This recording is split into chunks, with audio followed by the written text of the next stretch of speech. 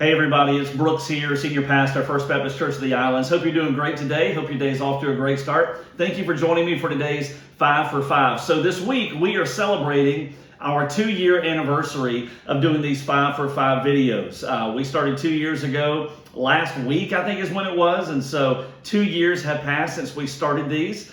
And we just want to commemorate a little bit. So the 5 of us pastors this week are going to have a little fun with this. For me today, I'm going to choose to do a little giveaway. This is a book called God, I've Got a Question. Now you don't get this one. I'm going to order you one and give it to you if you win the prize today.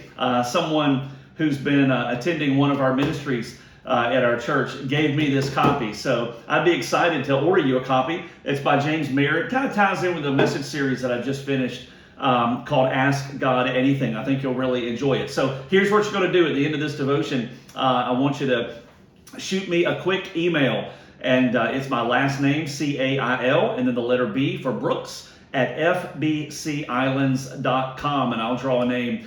Send that before midnight tonight. We got to make this official, and I'll draw the name later this week. Let you know if you won. And so be sure to do that. CAILB at fbcislands.com. So I did some research a while back. There was an article done by USA Today back in 2013 of 19,000 married people and or couples. I'm not sure if they did just the individuals or if these were 19,000 couples, but they were folks that were married.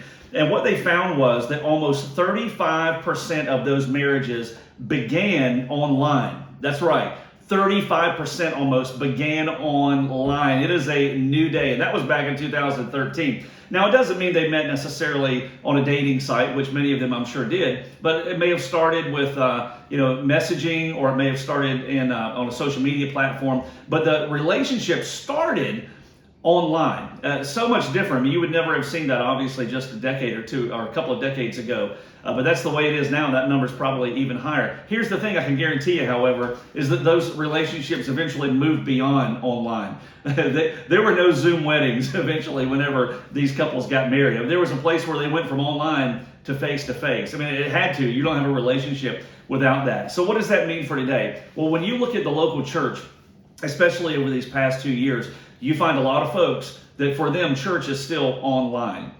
They haven't yet taken that step after 2 years now of moving back into the community of believers. Now, the reason that's important is because it's God's design, right? In the New Testament, when you hear the word or read the word church, more often than not, it's a Greek word ekklesia, which means a gathering. The church itself is designed from God's perspective to be a gathering of people. Acts chapter 2, verse 42, speaking of the early church, it says they devoted themselves to the apostles' teaching, to the fellowship, to the breaking of bread, and to prayer. And I just want to ask you right now, how committed are you to the gathering of the local church? How committed are you as a Christian to gathering with other believers? It is an important thing.